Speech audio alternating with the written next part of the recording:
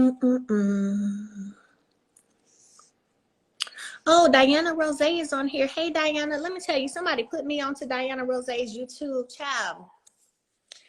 Dyana be over there killing it, honey. I showed them watch some of her videos. Now, I don't be getting a lot of time to watch YouTube videos, but baby, let me tell you, I don't watch some of hers, honey, and she's good. I be enjoying it. What's up, everyone? This is DyanaRozay. Welcome to my channel. This is a recap and commentary for Love and Marriage Huntsville Season 6, Episode 4. You guys, this episode was called Black, as in the cigar bar that Tisha and Marcel owns. Black Exploitation. It went a little slow, but there were some really good moments, and I'm gonna break it all down for you guys. Also, I want to apologize for bringing this review to you late. Unfortunately, I wasn't able to access the replay for this episode. Apparently, if you were watching the show through an app service like Roku, Philo, YouTube TV, you couldn't access it. But if you had it through a cable service that gave you OWN, you could. And they still haven't fixed it. So either way, we're going to keep pushing. Go ahead, hit that like, subscribe, and your notification bell. Also, you guys, I appreciate y'all for watching my videos and for rocking with me. So let's get started. So the scene picks up exactly where it left off. The ladies are at the spa and Kiki wants to get down to business. She's calling out Kimmy and Stormy for putting way too much on her name and basically accusing her of bad-mouthing Tisha and Tisha's marriage. And then we get a flashback scene that pretty much vindicates Kiki. Just like she said, it was Stormy who brought up the conversation, and it was initiated with Kimmy.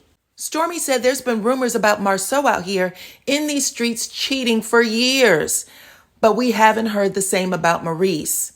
Then she asked Kimmy how she felt about Marcel throwing Maurice's name in the mix, and even said that he was deflecting, trying to take the heat off him by posting the boys' trip picture.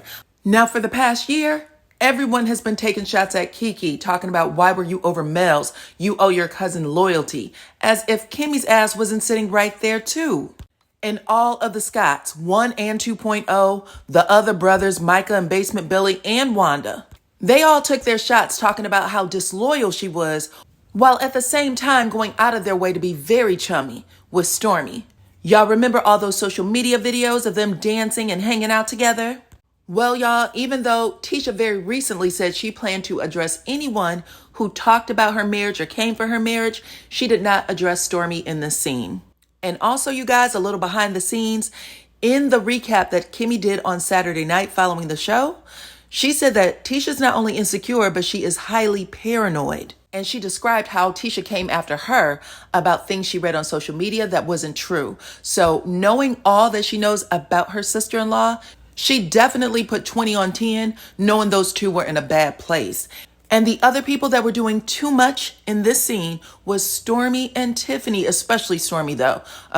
She needed to tone it down just a bit. Either way, Melody got up and wished the ladies well. She said there has to be a better way for us to talk to each other and come to a resolution. But everyone in the group said, this is how we talk. And they seem to be okay with it. Then Melody chucked the deuces, and on her way out, she said, not today, not tomorrow, not next week. And that's how that scene ends. Next up, we have Martel, Maurice, and Marcel. These three meet at the recreation center to hit a few balls.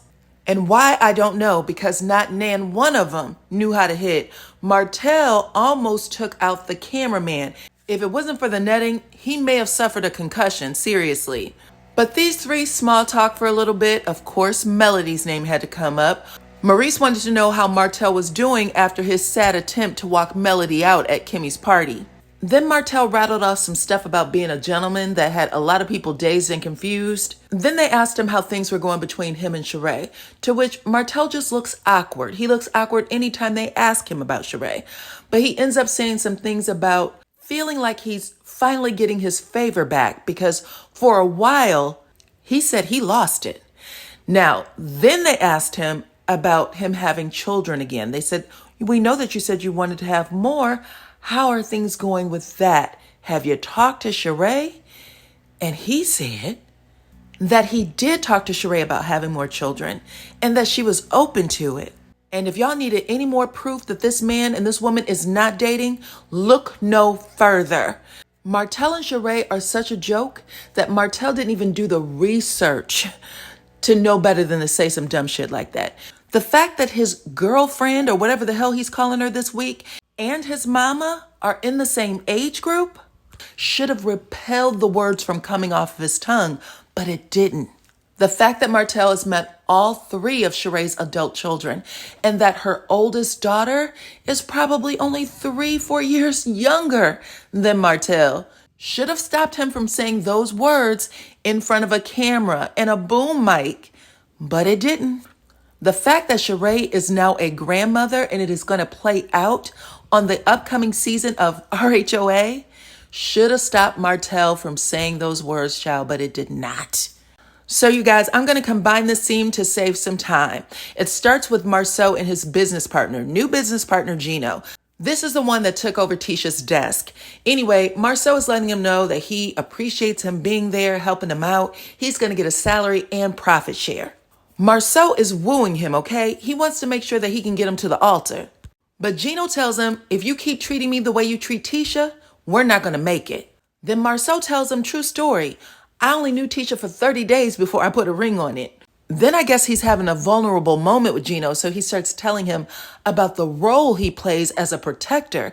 And he said that he doesn't mind telling Tisha about the good stuff in business, but the bad stuff he wants to shield her from. He said he doesn't like for her to know when he fails.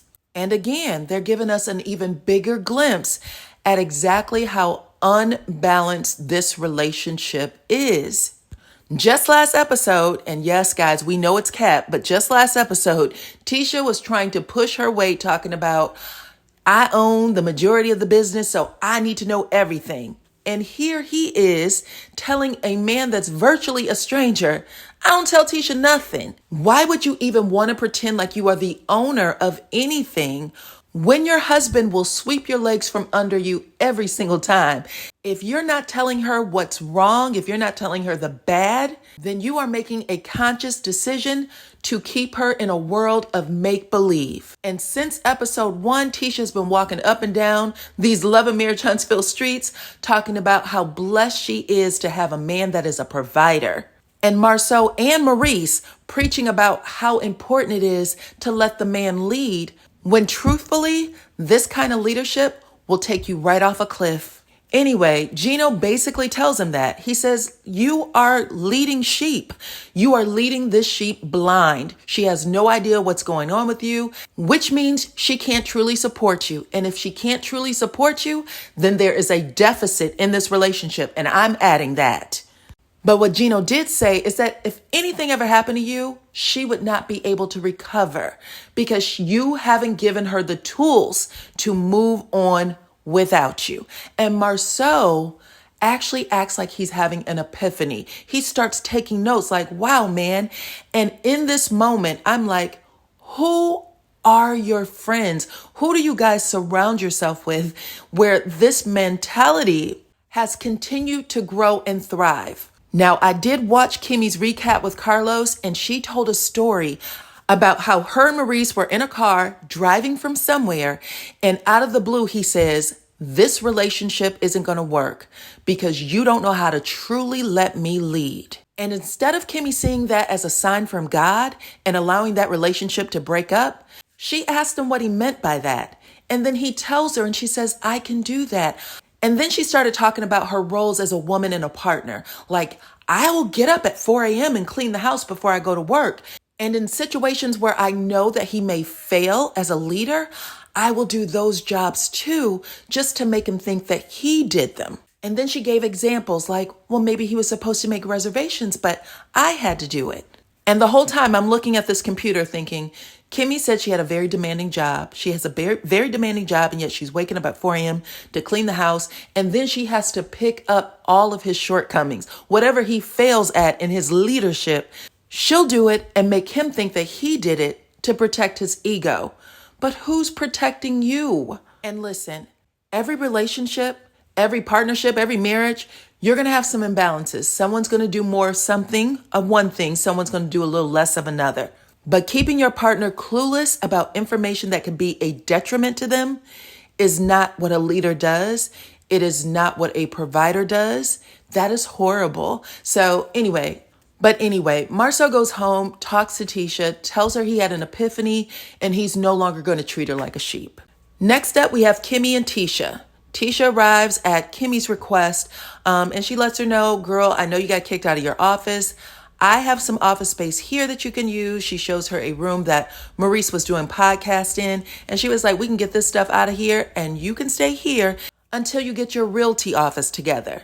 Tisha says great, and then the two of them talk a little bit about Tisha inviting Melody out to the spa date.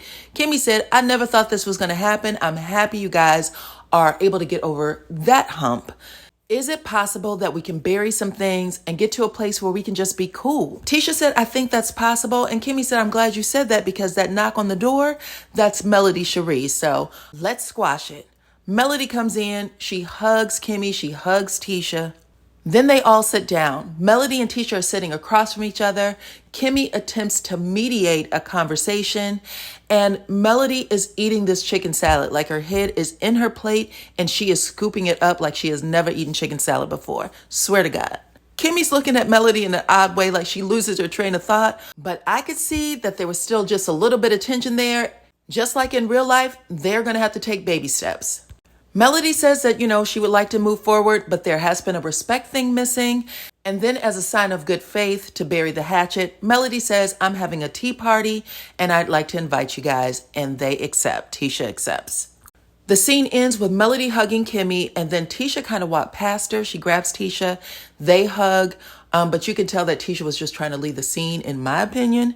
But considering everything that Melody has going on in her real life, the personal crazy drama, I really think that Melody doesn't want to carry this anymore. She really wants a peace journey. So that's how that scene ends. Last scene, Black exploitation. Marcel and Tisha calls a meeting with the original six to pitch a business idea.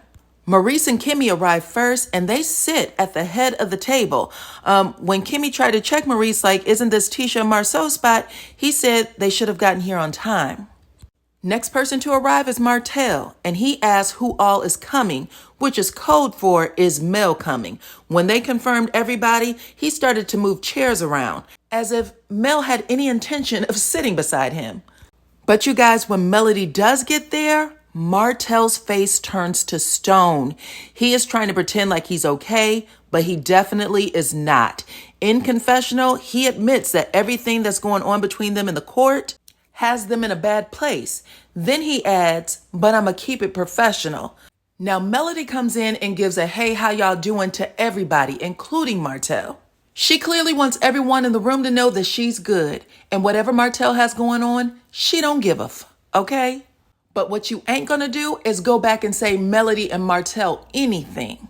Then she gets up to get some refreshments, and that's when Tisha and Marcel walks in the room. And Tisha notices right away that Melody is wearing this beautiful black and gold body-fitting dress, okay? Everyone is dressed up. All the men are wearing suits, the ladies look fly, but Melody looked especially fly. And Tisha said, girl, where you going later? You got a date? And Melody said, this is called happy. And Martel's facial expression looked like he wanted to spit nails. In Tisha and Marcel's confessional, Tisha said the word around town and on social media is that Melody got a boo thing. And Marcel said that he could sense the tension in the air. I could sense the tension on the TV screen. Oh, you guys, and I forgot to add that when Tisha and Marcel came in, they had hugged everyone. Marcel was especially careful not to hug Melody. He just shook her hand. And considering how social media runs rampant with Melody and Marcel rumors, coupled with the fact that Kimmy just shared Tisha is very insecure and paranoid about them comments, it looked like Marcel knew better than to play head games, especially considering Melody and Tisha are just now getting to a place where they can be cordial. Then Tisha and Marcel give a PowerPoint presentation where they describe how the six of them collectively can go back into North Huntsville and help revitalize the community. In confessional, Kimmy said that Tisha and Marcel just repurposed the comeback group to the comeback group. And everyone at the table knew it too. They had some facial expressions that suggested they were a little put off that Tisha and Marcel had the nerve. And production gave us a few flashbacks of the old comeback group, where each and every single time it was Marcel who had the nerve, shutting people down and making sure they didn't get a word in edgewise. But Marcel was the first to give this big old hearty clap. And when Tisha asked the group what they thought, Melody was the first to say, I love everything about it. Don't change the name, don't change nothing. Then Tisha said, I'm hoping all of you can contribute and speak at the event. And Melody said, well, what's your budget? Tisha said, we don't have one. Then Melody said, well, how do you plan on promoting it? And Marcel says, well, I was hoping all of us could just post it on our IG accounts. Now, Melody is the only one with 500,000 followers. So she said, how much do you pay per post? That's when Tisha chimes in and said, man, we might not be able to afford you, girl. And Melody tries to give Tisha a clue and said, well, you could always get sponsorships. But Marcel is across the table and he thinks he see a break in Melody's armor. So he leans across to Marcel and says, ask her how much she charged per post, which Melody hears. I don't know if he thought he was whispering, but she heard every word. And she said, it's none of your damn business how much I charge for posts. If you want me to post something, you contact my manager and she will email you the price. To Marcel. Marcel is like, I didn't even do anything, but you did. Because the same way you extended your hand to shake Melody's to keep the peace at home between you and your wife is the same 5 fingers you should have extended in Martel's face to say, please keep that away from me. My name is Paul and that shit's between y'all, but you attempted to entertain it and she caught it. But truthfully, the questions that Melody was asking was still in support of Marcel and Tisha's presentation. Kimmy actually came in with the kill with, so are you guys asking us to participate? Or are you just asking us to help you with whatever the two of you have going on?